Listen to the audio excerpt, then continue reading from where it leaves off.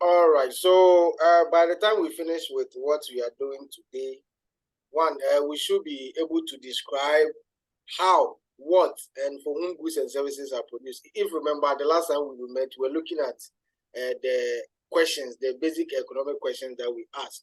What to produce, how do we produce them, and then for whom do we produce those goods and services. So we should be able to describe those. And then we'll try to look at or try to describe these same questions with a view of the world.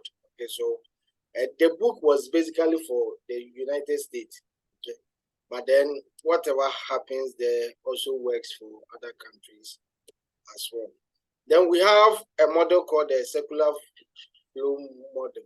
Okay, this one talks about how factor services, factor income, goods and services, and then expenditure on goods and services move between households and firms.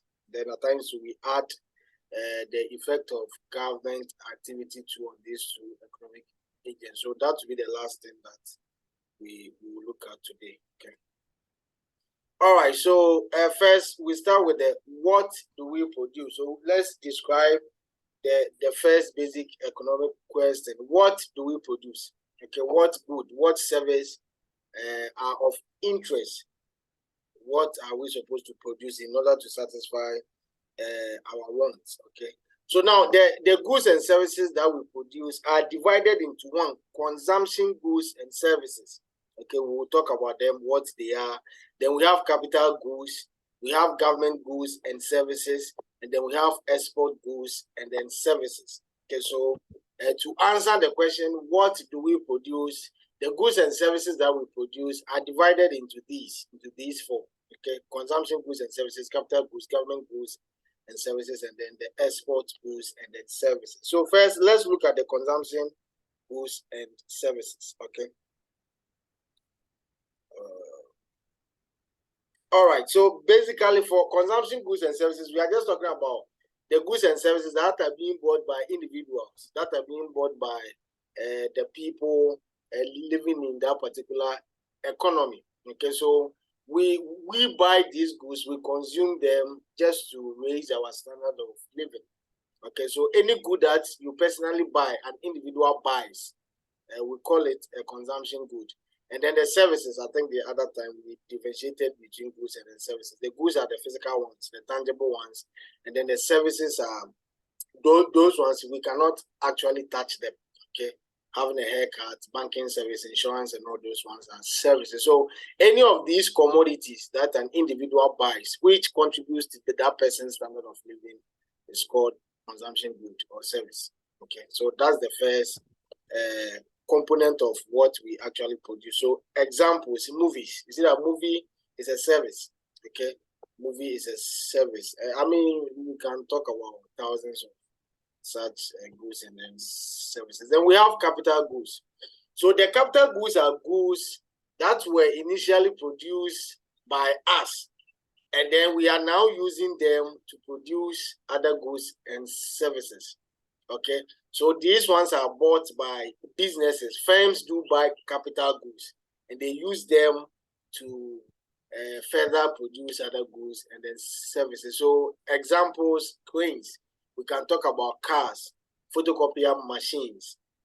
Okay, so any man-made good that helps to produce other goods and services, we term it as a capital good.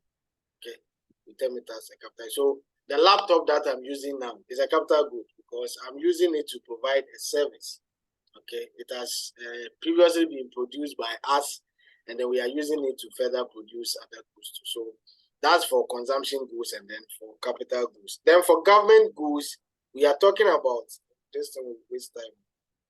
For government goods, those are the goods and services that are bought by the government. Okay, they are basically bought by the government, and of course, we can even attest to the fact that the government even buys more than what a single individual can buy. I mean, collectively, when we combine all the individuals, definitely our purchases will be more than that of the government. But then, in any economy, the government also buys goods and then services. So examples, measures. But then we need to understand that kind of goods and services that the government buys will depend on the country. Okay, if you take a country like Ghana, what are we using missiles for? I mean, how often would the government of Ghana buy missiles? For what? Okay, but you go to countries like Afghanistan, now we can talk about Ukraine, Russia. I mean, they need to spend a lot of money on these ammunitions, okay? But then we also, the government can also buy bridges, I mean, police protection and all those things. So any good or service that is purchased by the government, we call it government good or service. And then for export goods and services, these are the ones that are produced by the country, but then they are not consumed in the domestic country. So we produce them and then we sell it to the outside world. So if we are talking about the United States, then their export goods and services will be the goods and services that they produce, but then they don't consume it in the United States. They sell it to the other countries. Okay, so those ones too, we have thousands of goods under that. Okay, each economy, it doesn't matter if the country is advanced, it's a developing country, an emerging economy. We all produce because of international trade. We all engage in selling to other countries as well. So these are the types of goods that we produce. So to answer the question, what? These are some of the goods that we produce. Now, this figure shows the magnitudes of goods and services produced in the United States in 2011. So if you look at the pie chart, it's been divided into the four types: the consumption goods and services, capital goods, exports, and then that of the government goods and then services. I'm sure you can see that the consumption one is taking more than 50%. Okay, which means that collectively the people living in the country buy more than what they export, they buy more than what firms buy, they buy more than what the government also buys. So this is for consumption goods. Okay, so it's taking 61%. Then the government is the second year. That one takes 17%. Then export and capital goods were both 11%. Okay, so this is just a summary. This is for 2011 for the United States. So in your free time, you can search for what happened in Germany. Let's use 2011. So let's give ourselves an assignment. We want to take 10 countries, okay, for the year 2000. Then we try to get the total value of goods and services that were bought in that country. What is the percentage of consumption goods and services, the percentage of capital goods, export goods, and then that of the ones bought by the government? I hope that's okay. Sure. All right. Then this one too shows the types of services produced and then the types of goods. Okay. If you look at this, the first part is for the services, and we can see the health service is taking, I think it's almost like 16-17%. Okay, out of the total services that were produced in the United States. So health is taking the largest component, and then transport and then storage is taking the least. Okay, so these are some of the services produced in the United States, and then these are the goods. Okay, for goods, construction is taking the highest. And I think food and chemical, I think they both have the same percentage. Okay, so for goods, people do construct a lot, and then for the services, it's health that people actually do purchase. Okay, so this is just something for the United States. We can try it for other countries as well. So that is for the what. What do we produce? I hope that's okay. Any question? No, I'm good. All right. Then let's look at how do we produce. Okay, so now we have seen the goods and services that we have to produce. How do we produce them? We produce by using factors of production.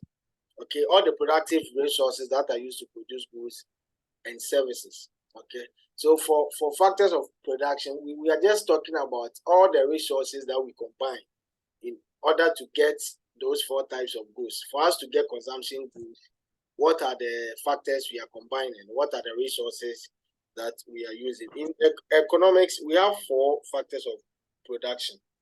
We have land, we have labor, we have capital, and then entrepreneurship. Okay, so before you can produce anything, we normally combine these 4. Land, anything that has been given to us by nature. Labor, we are talking about all human effort that is made available for production of goods and services. For capital, we are talking about goods that were previously produced by man, but then we are using them to produce other goods. And then the entrepreneurship, we are talking about the skill or the ability to combine the other factors, okay, the other factors of production, and the skill of taking business decisions and bearing the risk of production. See, any economic activity that you take, there's a risk involved. Someone will have to bear this risk. So that is the work of an entrepreneur. Okay, so let's look at them one after the other. First, let's take land. As I said earlier, land just refers to all the gifts of nature, anything that Mother Nature gave us, the things that we did not produce. Okay, any productive resource that was given by nature, we term it as land. So land is not just the surface of the earth crust. No, in economics, it's not like that. Maybe in geography, that's how they define land. But then when it comes to accounts, any resource existing in its natural form, okay, land has no cost of production. We came to meet it. So it was God. If there was a cost, it was incurred by God, not us. Okay, land is something that was given to us by nature. And then for us to look at some of the characteristics of land, land is geographically immobile. You can't move land from one point to the other. I mean, talking about this physical form of land, there's no way you can actually move the land from one point to the other. But then it's occupationally mobile. If you have land, okay, let's take this physical land. Okay, now well, for resources is a broad term. Okay, we have human resource, we have capital resources, we have financial resources. Okay, land is also a productive resource. Okay, a resource is anything that has some level of importance. In economics, it should have some economic importance. So if we can use the thing to produce goods and services, then it's a resource. But then we have different types. Okay? So basically, this one is any resource that was given to us by nature. Okay, that was given to us by nature. So to talk about the examples, okay, as I said, they are all the natural resources. So we can talk about minerals. We did not create minerals. Okay, Mother Nature gave us minerals, water, air. Okay, I mean birds, fish, and all those forests and all that. They are all land when it comes to economics because they are all given to us by nature. Now we cannot argue that human beings too were given by nature because we too it was God that created us, but then we've separated the human resource from land. So that one counts in when we discuss labor. Okay, when we discuss labor. So any gift of nature, we term it as land. Okay. And then labor. Labor basically refers to all human effort. It can be mental, it can be physical. That is made available, okay, for the production of goods and then services.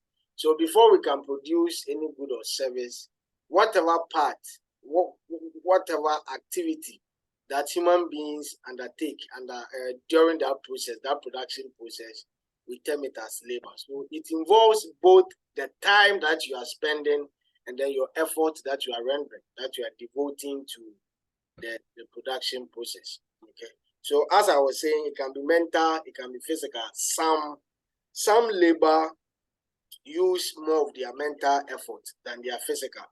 So something like what I'm doing now, I am not using much of my strength. It is my mental strength that I'm using, not my physical strength. So if labor uses more of the mental than the physical, we say that labor is skilled. So we call it skilled labor.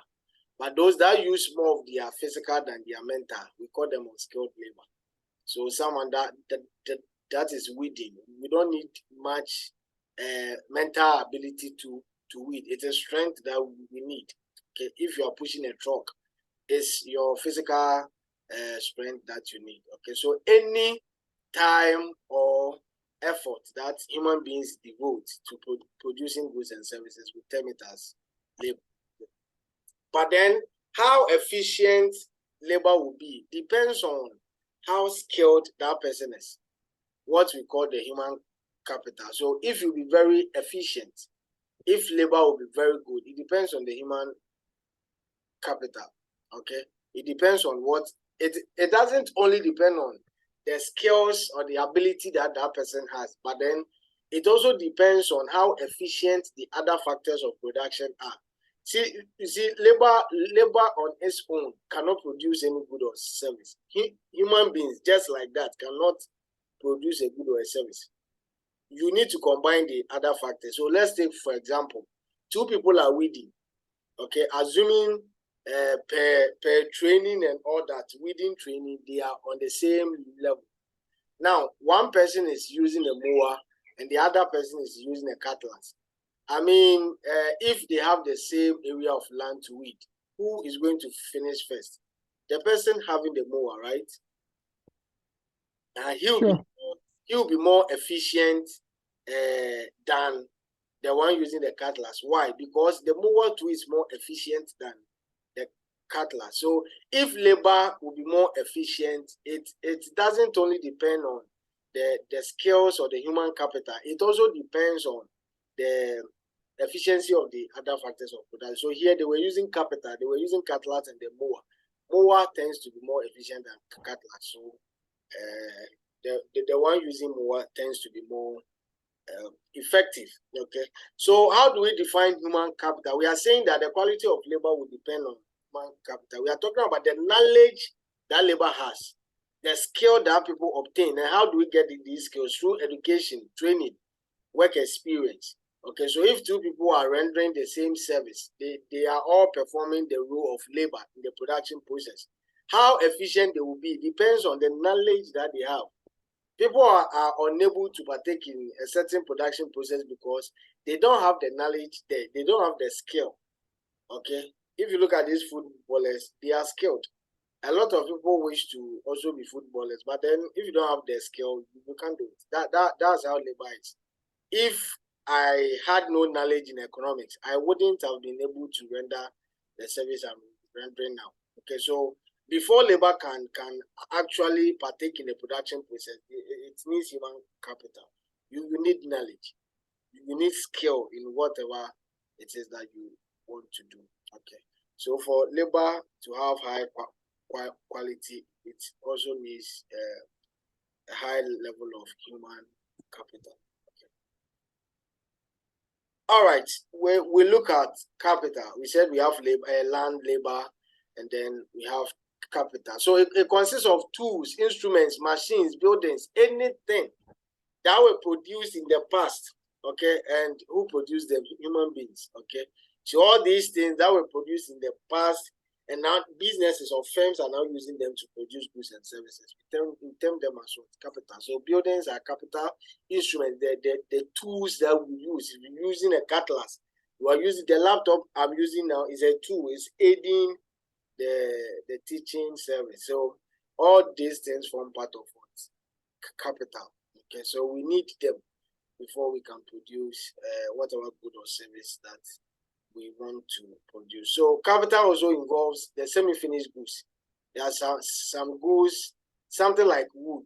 Okay, after they cut it down from the forest, they have the logs and then they cut them into whatever balls. It's a semi-finished good. We can't just use the balls like that. Okay, they have to use it to maybe do a table, a bed, or something. So that semi-finished good was also a capital. Okay, it has been produced by man, but then it wasn't ready for consumption. We are using it again to produce other things. So computers and all that, all these things are part of what? capital. For this level, we don't take money as a form of capital. Money is a financial resource. So you see the resource that we are asking.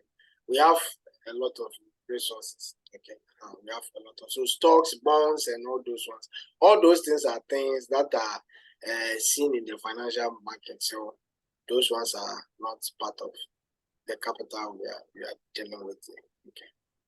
Then the last one is entrepreneurship. Okay, entrepreneurship. That is the ability or the skill to organize labor, land, and then capital. So before labor is there, land is there, capital is there. If it is just there and no one combines them, they will just be resources forever.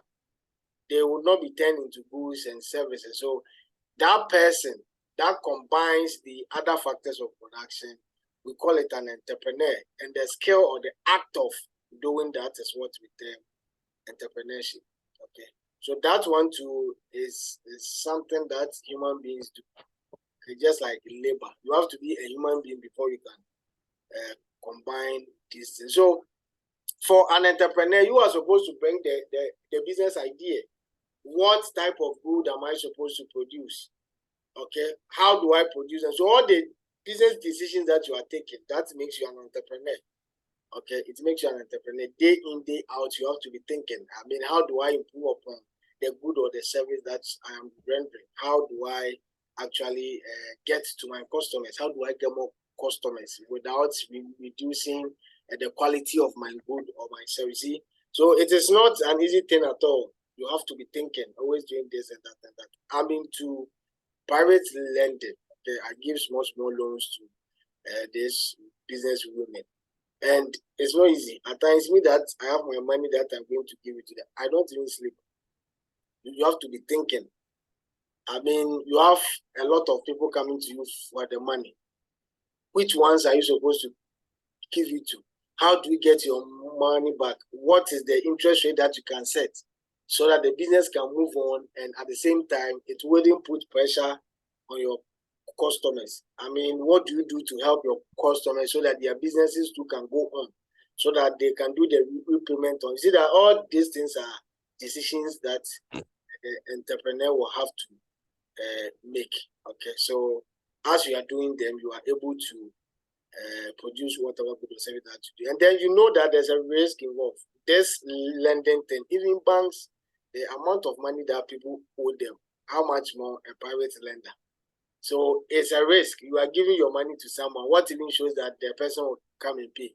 What if the person takes the money and then you don't even see the person again? There are people that have given money to, and now I can't even see them. You go to their house, they are no more there. You see, so it's a risk. Are you willing to take it? If you don't take the risk I mean, you can never be an entrepreneur. So after all these decisions, you have to bear the risk of taking these decisions as well. Okay, so that is entrepreneurship. So in Africa, one argument about us not being developed is people are afraid of risk. You see, they don't they don't want to take risk. If you don't take risk, there will be no reward. You see, there will be no reward. That is why here the only things we normally produce are food. You see, we know that as for food, definitely people will eat. So just cook something, go and sell it. People will come and buy it. But when it comes to providing other services, people are afraid. What if people don't come for it? But then risk, life in itself is a risk. Life in itself is a risk. You have to take them. So that is the act of entrepreneurship. So that is the how we produce. Okay, now let's look at the for whom. Okay, we have taken the risk. We've combined the factors. So for whom do we actually produce these goods and services? Now, for the factors of production, we pay incomes to all those factors of production. If you use land, you have to pay something. That's what we call rent. So we say that the reward for using land, or the reward of land, is what? Is rent. If I have a land and you come and use it, you pay rent. For labor too, we pay wages and salaries. Okay, if you hire the services of labor, you have to pay wages. Then for capital too, we are talking about interest. Okay, we are talking about interest. And then for entrepreneurship, you either get profit or loss. Okay, so that is the reward for entrepreneurship. If you run a business, it's either you get a profit or you get a loss. Okay. Now, these incomes are distributed among the factors of production and then among individuals. Okay, we will have incomes paid to all these factors of production. How are these factors distributed? Okay, how are these incomes distributed? The incomes that are being distributed among the factors of production, we call it the functional distribution of income. So the quantum of income going to labor, the quantum of income going to entrepreneurship, that act is called the functional distribution of income. But then when we are distributing this income among households, among individuals, we call it personal distribution of income. Okay, so the total income, the total national income is divided among these factors. Now, some will go to land. Land is owned by individuals or households, so they will take the rent. Then if you go to labor, those that are being hired, they will take the wages and then the salaries. You go to capital, the interest, the capital is owned by someone. Okay, the capital is owned by someone, so the interest will go to that person. And then the entrepreneurs too are households, they are individuals. So whatever profit or loss will also go to. So if you take all the individuals, what is the amount of money that this person is having after everything? That is what we call the personal distribution of income. So those having more of the resources tend to have more income than those without that, without the resources. So people are becoming poor. You become poor if you have no resource. You're a human being.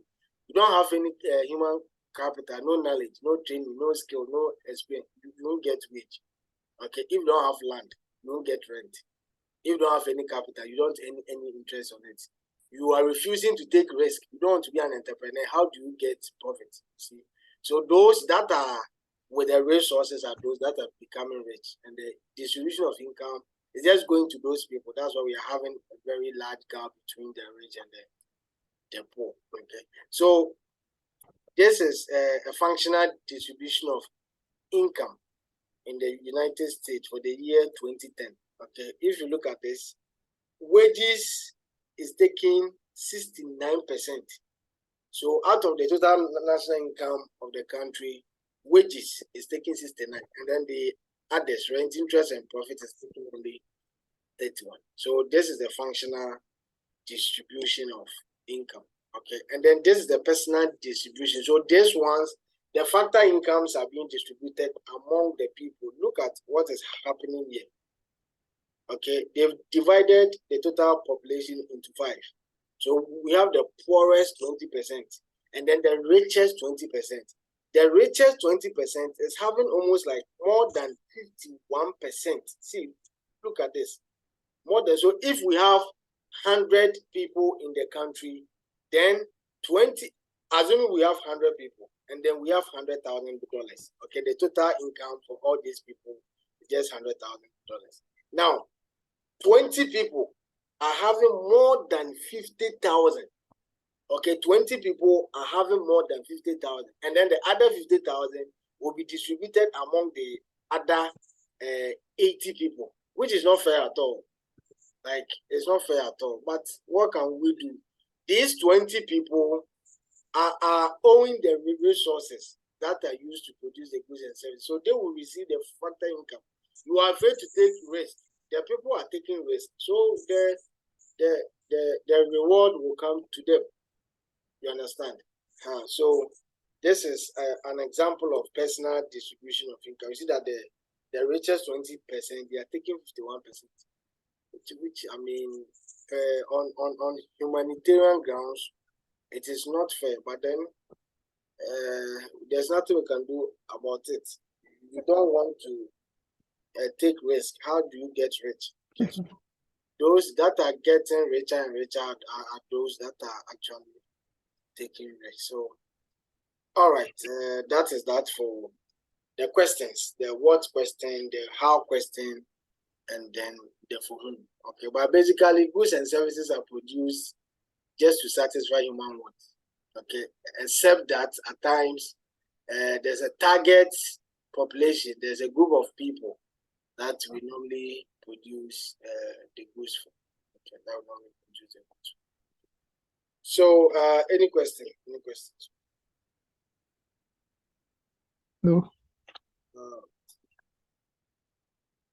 Let's look at the circular flow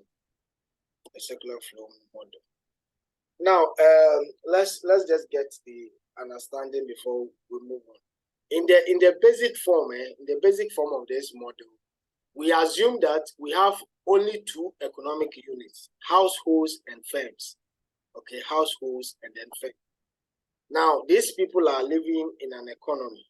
We have unsatisfied wants. We need to produce goods and services in order to satisfy these wants. But then, before we produce any good or service, we need to find the factors of production, okay, before we can produce them. Now, the firms are responsible for producing these goods and services.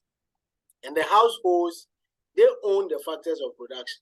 So they own land, they own labor, capital, and then entrepreneurship. So what they do is that the households will go to a market called the factor market. Then they go and sell the factors of production there. Then the firms will go to the factor market. Then they go and buy them. So firms will buy land, they'll buy labor, capital, and then entrepreneurship. Okay. Now, after getting those ones, then they will use them to produce goods and services. But before they get the factor services, they have to pay the factor incomes. They have to pay the rent, they have to pay the wages, the profits, the interest. So they pay those things, those factor incomes to the households. Okay. Then they will use the factors of production to produce goods and services. Then they will send it to a market called the goods market. Then in the goods market, the households will send the factor incomes that they receive from the firms. They will go to the goods market, then they will go and buy goods and services. Then they will send that money back to the firms. There they call it expenditure on goods and services. So now the firms, the monies that they give to the firms, to the households, will come back to the firms. Then the firms will in turn go back to the factor market again. Then they will go and buy the factors of production. They'll come and produce their good. Then the households will go back to the goods market. So you see, that's why they call it the circular something. Okay, the money will go to this individual, this unit.